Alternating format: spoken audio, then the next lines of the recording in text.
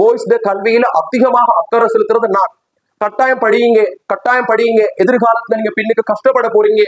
கடைசியில உங்களை அறியாம பிள்ளைகள் நீங்க வீட்டு வேலைக்கு பழகிறீங்க, நீங்க வீட்டு வேலைக்கு தள்ளப்படுறீங்க. அது ஒட்டுவாக பிள்ளைகள் ஆரம்பத்துல வெக்கம், ஆரம்பத்துல கூச்சம் இருக்கும் பிள்ளைகள். காலப்போக்குல நீங்களாக என்ன செய்வீங்க, உங்களோட மனநிலையை மாற்றிக்கொள்வீங்க. ஏண்ட வீட்டு வேலையை நாம் தானே செய்யணும் அப்படின்னு ஒரு மனநிலையில நிறைய ஆம்பளைகள் வீட்டுல வேலை செய்யறாங்க. ஏண்டா பொம்பளை பிள்ளைகள் படிச்சுட்டு ஜொப்புக்கு போகும், ஆம்பளை பிள்ளைகளுக்கு ஜொப்புக்கு போறதுக்கு வழி இல்லை. ஏண்டா குவாலிபிகேஷன் இல்லை. சுயதொழில் செய்யறாங்க. மத்த எல்லாரும் நான் ஆரம்பத்தை சொன்ன மாதிரி வீட்டுல வேலை செய்யறார்களாகவும் சமையல்காரர்களாகவும் மறைமுகமாக இருக்க வேண்டிய நிலைமை. 25 பட்ஜ்ல கடைசியா வந்த பாய்ஸ் ரிசல்ட் தமிழ் மீடியத்துல பிள்ளைகள் எவ்வளவு கவலையான விஷயத்தை பார்த்துக்கோங்க. இந்த நிலைமை உங்களுக்கு வரக்கூடாது. மாத்தள டிஸ்ட்ரிக்ட்ல பிள்ளைகள் எத்தனையோ தமிழ் மீடிய பிள்ளைகள் படிச்சாங்க, எத்தனையோ பாய்ஸ் படிச்சாங்க, எத்தனையோ கிளாஸ் இருந்துச்சு. ஒரே ஒரு பாய் தான் பிள்ளைகள் கடைசியில கேம்பஸ் என்ட்ரன்ஸ்.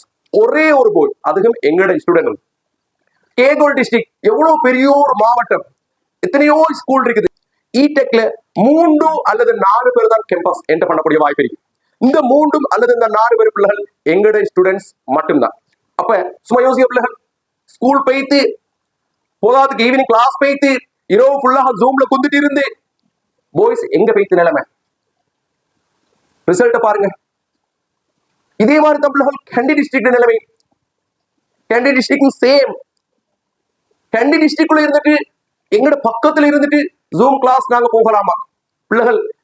மத்த ஸ்ட்ரீமுக்கு ஜூம் கிளாஸ் சக்சஸ் ஆனதுக்கு டெக்க பொறுத்த வரையில மிக முக்கியமா இடெக் பாய்ஸுக்கு 100க்கு மேல பிராக்டிகல் இருக்குது. இப்ப பிராக்டிகல் நடந்து கொண்டு இருக்குது இந்த பேச்சுக்கு. அப்ப பிராக்டிகலோட படிச்சாதானே பிள்ளைகள் முழுமையான அறிவு கிடைக்கிறது. கற்பனையில படிக்கிறது பிள்ளைகள். அதே மாதிரி பிள்ளைகள் பூநாயகர் டிஸ்ட்ரிக்ட்ல நான் இருக்க பிள்ளைகள் எக்கச்சக்கமான ஸ்கூல் இருக்குது. அது பெரிய ஒரு ஸ்கூல். 58 பிள்ளை ஏ லெவல் இடெக் செஞ்சு 29 பேருக்கு பிள்ளைகள் இடெக் ஃபெயில். அப்ப இனி அந்த பிள்ளைகள் எங்க குடை ஆகிறது?